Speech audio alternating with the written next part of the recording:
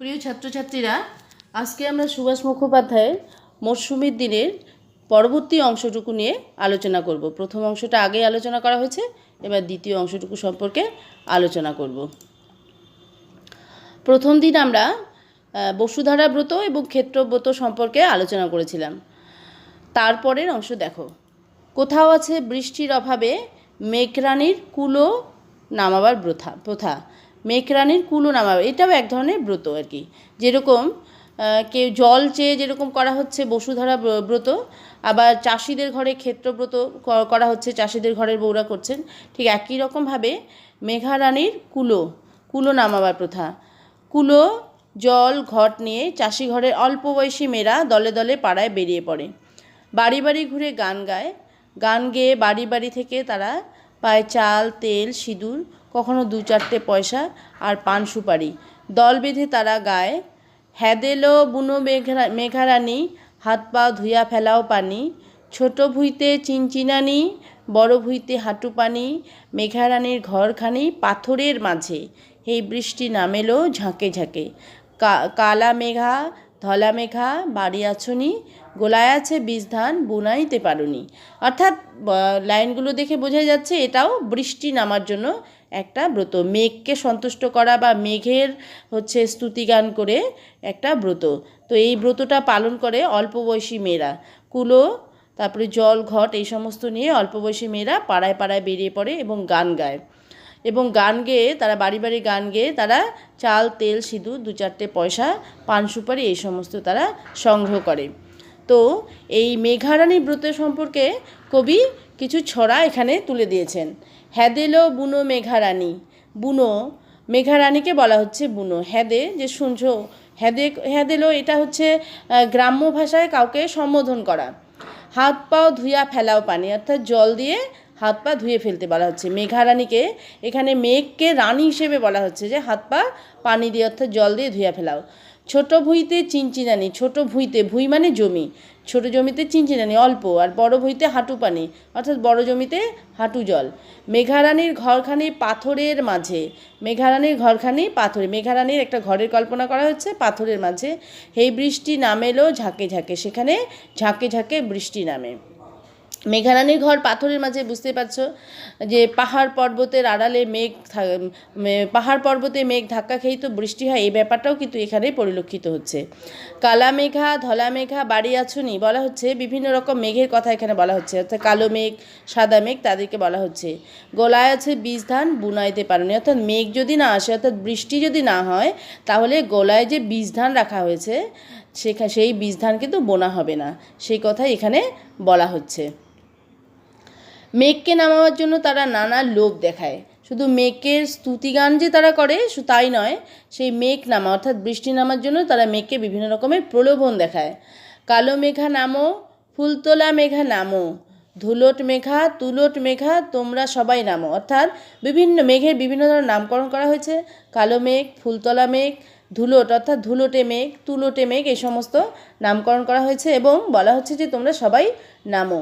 কালো মেঘা টলমল বার মেঘার ভাই, আরও ফুটিল জল দিলে ফুটিক চিনার খাই, অর্থাৎ বলা হচ্ছে কালো মেঘা টলটল, কালো মেঘটা হচ্ছে টলটল করে, সে হচ্ছে বারো মেঘার ভাই। এইভাবে মেঘকে স্তুতি করা হচ্ছে। কালো মেঘা নামো নামো চোখের কাজল দিয়া, তোমার ভালে টিপ আঁকিব মোদের হলে বিয়া। কি বলা হচ্ছে, কালো মেঘকে বলা হচ্ছে যে তুমি নামো চোখের কাজল দিয়ে তোমার ভালে, অর্থাৎ ভালে মানে কপালে, তোমার কপালে টিপ এঁকে দিব আমাদের বিয়ে হলে। অর্থাৎ কি, যদি মেঘ নামে, বৃষ্টি নামে, তাহলে ফসল হবে, আর ফসল হলেই মানুষ কি করবে, অবিবাহিত ছেলে মেয়েদের বিয়ের ব্যবস্থা করবে। তাই যদি বৃষ্টি নামে, মেঘ নামে, তাহলে মেয়েদের বিয়ে হলে কি করা হবে, এই কালো মেঘের কপালে টিপ আঁকা হবে। আরিয়া মেঘা হারিয়া মেঘা কুড়িয়া মেঘার নাতি, নাকের নোলক বেচিয়ে দিব তোমার মাথার ছাতি। মেঘকে বলা হচ্ছে বিভিন্ন ধরনের মেঘ, আরিয়া মেঘ, হারিয়া মেঘ, কুড়িয়া মেঘ, তাদেরকে প্রলোভন দেখানো হচ্ছে যে তুমি যদি নামো তাহলে কি করা হবে, যে নাকের নোলক বেচে তোমাকে ছাতি বানিয়ে দেওয়া হবে। কৌটা ভরা সিঁদুর দিব সিঁদুর মেঘার গায়ে, মেঘের গায়ে কি দেওয়া হবে, কৌটা ভরা সিঁদুর। আজকে যেন দেয়ার ডাকে মাঠ ডুবিয়া যায়, দেওয়া মানে আকাশ বা মেঘ, মেঘের ডাকে, দেওয়া মানে মেঘ, মেঘের ডাকে যেন আজকে কি হয়, মাঠ ডুবে যায়, অর্থাৎ এত যেন মেঘ নামে, এত বৃষ্টি যেন হয়, যাতে মাঠটা ডুবে যায়। মাঠ ডুবে গেলে সেখানে ফসল হবে, ধান উৎপন্ন হবে এবং ঘরে ধান উঠলে, ফসল উঠলেই কী হবে, মানুষ আনন্দে মাতবে এবং ছেলে মেয়েদের বিয়ে দেবে, বিভিন্ন আচার অনুষ্ঠান পালিত হবে, পূজা পার্বণ হবে। কখনো কখনো হঠাৎ বিকালের দিকে আকাশ কালো হয়ে আসে, ঝিম ধরা আকাশে দেখা দেয় বেগমান মেঘ, মেঘের কোলে চমকাতে থাকে বিদ্যুৎ। তারপর নারকেল, তাল, খেজুরের গাছের মাথাগুলোকে হেলিয়ে দিয়ে নেমে আসে আচমকা ঝড়। বৈশাখ মাসের দিকে তোমরা প্রত্যেকে কালবৈশাখীর সঙ্গে পরিচিত, তো কখনো কখনো এরকম আকাশ হঠাৎ কালো করে আসে এবং গাছপালা দূরে দিয়ে হঠাৎ আচমকা ঝড় নেমে আসে। জলের বড় বড় ফোঁটা তপ্ত মাটিতে পড়তে না পড়তে মিলিয়ে যায়। শুকনো মাটি, বহুদিন বৃষ্টি হয়নি, এই শুকনো মাটিতে জলের বড় বড় ফোঁটাগুলো পড়ার সঙ্গে সঙ্গেই শুকিয়ে যায়, মিলিয়ে যায়। মেঘ যতই ডাকুক, যত গর্জায়, তত বর্ষায় না। এই কথাটা একটা কি বলবো, গ্রাম্য প্রচলিত কথা, যে গর্জন মেঘে বর্ষণ নেই, অর্থাৎ যে মেঘটা বেশি জোরে জোরে গুড়গুড় গুড়গুড় করতে থাকে সেই মেঘে নাকি বেশি বৃষ্টি হয় না। তো যাই হোক, মেঘ যতই ডাকুক, কখনো কখনো শিলাবৃষ্টি হয়। এই যে অনেক দিন পর হঠাৎ করে যখন মেঘ করে আসে, কালো মেঘ করে আসে, ঝড় হয় এবং কখনো কখনো তার সঙ্গে শিলাবৃষ্টিও হয়। মুহূর্তের মধ্যে জুড়িয়ে যায় গ্রীষ্মের তাপ। তাহলে এই কালবৈশাখীতে মুহূর্তেই কিন্তু সেই গ্রীষ্মের দাবদাহ, প্রচণ্ড রৌদ্রের তাপ, সমস্ত রোদের তাপে শরীরের যে জ্বলন, সমস্ত কিছু যেন জুড়ে যায়। পৃথিবী, ধরিত্রীমাতা একদম কি বলবো, ধরিত্রীমাতা শান্ত হয়ে যায়। ছেলেরা হৈ হৈ করে ছোটে আম বাগানে। এই সময় আম পড়তে থাকে, কালবৈশাখীর ঝড়ে ছেলেরা সেই আম বাগানে আম কুড়োতে যায়। অন্ধকার হলে সঙ্গে হারিকেন ন্যায় সুর করে করে বলে, ঝড় ঝড় ঝড়, একটি আম পড়, একটি আম পরিষ্ণে কো তলা বিছিয়ে পড়, খুকু খাবে পেট ভরে নিয়ে যাবে ঘর। কি বলা হচ্ছে, আম গাছকে কেন্দ্র করে বা আম গাছের কাছে যেন প্রার্থনা করে এরকম সুর করে ছড়া কাটা হচ্ছে, যে ঝড় ঝড় ঝড়, একটি আম পড়ে। অর্থাৎ ঝড়কে বলা হচ্ছে ঝড়ে যেন একটি আম পড়ে।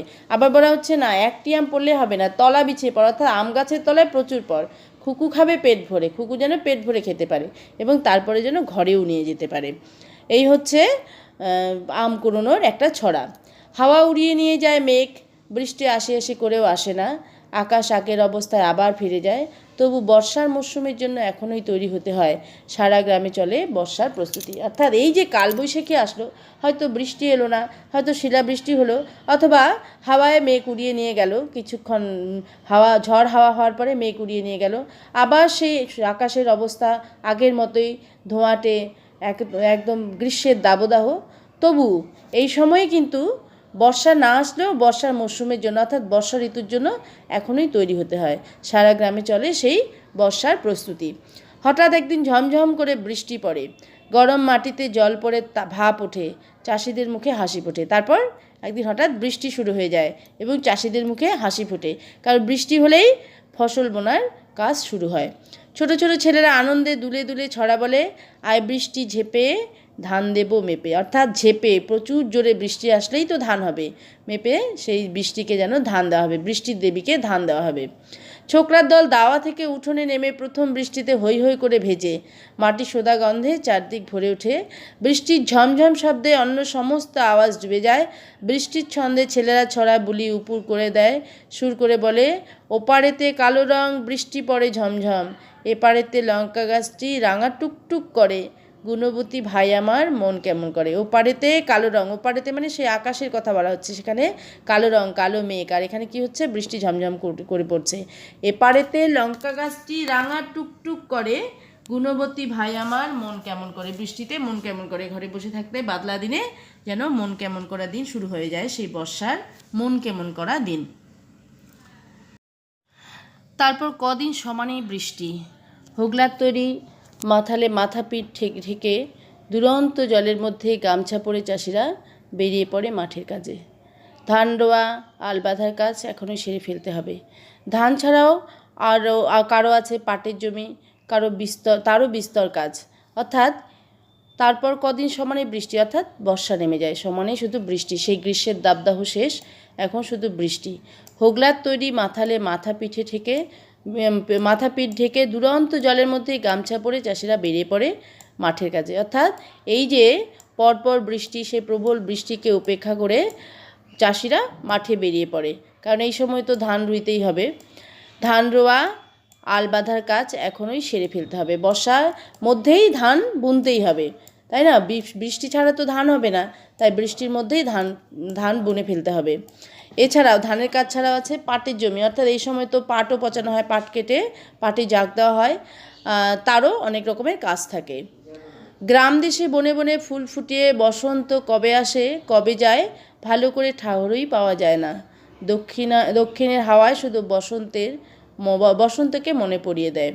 কি বলা হচ্ছে, এই যে আমরা শরৎকালের কথা পড়লাম, হেমন্তে সেই ধান কাটার কথাও পড়লাম, গ্রীষ্মের দাবদাহের কথা পড়লাম, শুকনো মাঠ, তারপরে বর্ষাকাল। এবার আমরা আসব ঋতুরাজ বসন্তের কথায়, যে আমাদের গ্রাম বাংলার আরেকটা ঋতু, যেটাকে আমরা ঋতুদের মধ্যে রাজা বলি, বসন্ত ঋতু। তো সেই গ্রাম দেশেই বসন্ত ঋতুটা কখন আসছে কখন যাচ্ছে ঠিক তার স্থায়িত্বটা মানে বোঝাই যাচ্ছে না, ঠাহর পাওয়া যায় না। কি বলা হচ্ছে, শুধুমাত্র দক্ষিণের হাওয়ায় বসন্তকে মনে পড়িয়ে দেয়। যে দক্ষিণে বাতাস, ফাল্গুন চৈত্র মাসে দক্ষিণা বাতাস, বাঁশের ঝাড়ে কড়কড়ে আওয়াজ, আমের মুকুলের গন্ধ, সেই দক্ষিণা বাতাস শুধু যে বসন্তকাল এসছে সেই বসন্তকালকে যেন মনে করিয়ে দেয়। কিন্তু বর্ষা নামলে একবার শুধু বাইরে এসে দাঁড়াও, যেখানে ঘাসের চিহ্ন দেখা যাচ্ছিল না, হঠাৎ চোখে পড়বে সেখানে যেন কি সবুজ জাজিম পেতে রেখেছে। কিন্তু বর্ষা, গ্রামে বিশেষ করে বর্ষা ঋতুটাই ভীষণভাবে চোখে লাগার মতো। কি বলা হচ্ছে, গ্রীষ্মকালে যেখানে নদীর ধার, জলা জায়গার ধারগুলো ছাড়া কোথাও সবুজের চিহ্ন মাত্র ছিল না, এখন দেখা যাচ্ছে সেখানেও যেন কেউ সবুজের জাজিম পেতে রেখেছে। জমিতে ধান ডিগডিগ করে বেড়ে ওঠে, মাঝে মাঝে নিড়িয়ে দিতে হয় মাঠে, কিছুদিনের মধ্যেই ফুরিয়ে যায় মাঠের কাজ, তখন শুধু ফসলের অপেক্ষায় বসে থাকা। তাহলে বর্ষায় সেই প্রবল বৃষ্টি মাথায় করে চাষিরা কিছুদিনের মধ্যেই মাঠে ধান বোনার কাজটা শেষ করে ফেলে। ধান গাছ একদম ডিগডিগ করে বেড়ে বড় হতে থাকে, সেগুলোকে মাঝে মাঝে নিড়িয়ে দিতে হয়, অর্থাৎ আগাছা পরিষ্কার করে দিতে হয়, তারপরে কাজ শেষ হয়ে যায় মাঠের কাজ। এখন শুধু কি করতে হয়, ফসলের জন্য অপেক্ষা। বর্ষার শেষাশেষি মেয়েরা করে ভাদুলি ব্রত, মাটিতে আঁকে আলপনা, 7 সমুদ্র 13 নদী, নদীর চড়া, কাটার পর্বত, বন, ভেলা, বাঘ, মোষ, কাক, বক, তালগাছে বাবুইয়ের বাসা। এ ব্রত সেই দিনের কথা মনে করিয়ে দেয় যখন এদেশে সওদাগররা 7 ডিঙ্গা ভাসিয়ে সমুদ্রে বাণিজ্যে যেত। ব্রতের ছড়ায় আজও সেই ছবি ধরা আছে। সেই যে 7 সমুদ্র 13 নদী পার হয়ে বণিকেরা বা রাজারা বাণিজ্য করতে যেত, সে আমরা মোটামুটি গ্রাম বাংলায় চাঁদ বণিকের কথা প্রত্যেকেই জানি। 7 সমুদ্র 13 নদী নিয়ে, সপ্তডিঙ্গা নিয়ে তিনি বাণিজ্য করতে গিয়েছিলেন। তো এই যে ভাদুলি ব্রত কথা, সেই ভাদুলি ব্রত কথার আঁকাগুলোর মধ্যে, ছবিগুলোর মধ্যে সেই সমস্ত দিনের কথা মনে করে দেয়। বাপ গেছেন বাণিজ্যে, ভাই গেছেন বাণিজ্যে, স্বামী গেছেন বাণিজ্যে, তারা যেন নিরাপদে ফিরে আসে। অর্থাৎ সেই ভাদ্র মাসে ভরা নদীতে বান ডাকে, সেই বানেও যাতে যারা বাণিজ্য করতে গেছে তারা যাতে সুস্থভাবে ফিরে আসে সেই কামনা করে এই ভাদুলি ব্রত পালন করা হয়। ভাদ্রের ভরা নদীকে ডেকে দুরু দুরু বক্ষে তারা ব্যগ্রতা জানায়, নদীর কাছে ব্যগ্রতা জানায়। নদী নদী কোথায় যাও, বাপ ভাইয়ের বার্তা দাও, নদী নদী কোথায় যাও, স্বামী শ্বশুরের বার্তা দাও। নদীর কাছে এই সে সমস্ত মেয়েরা যাদের স্বামী, বাবা বা ভাই বাণিজ্যে গেছে, তারা আকুল হয়ে নদীর কাছে তাদের সুস্থ জীবনের খবরের প্রার্থনা করে। আজ সেই সওদাগরও নেই, সেই বাণিজ্য নেই, কিন্তু এই ব্রতের ভেতর দিয়ে মনে পড়ে যায় সেই আপনজনদের কথা যারা দূরে আছে। তাহলে বর্তমানে কেউ আর বাণিজ্য করতে এইভাবে নদীপথে 7 ডিঙ্গা 7 ডিঙ্গা ভাসিয়ে দিয়ে বাণিজ্য করতে যায় না। কিন্তু তবু সে হারিয়ে যাওয়া চিত্রগুলো, সে হারিয়ে যাওয়া দিনগুলো যেন এই ভাদুলি ব্রত কথা এই সমস্তর মধ্যে আজও জীবিত হয়ে আছে আমাদের বাঙালি মননে। আজকে তাহলে এইখানেই শেষ। কোশ্চেন অ্যান্সার আমি আগামী সপ্তাহে দিয়ে দিব।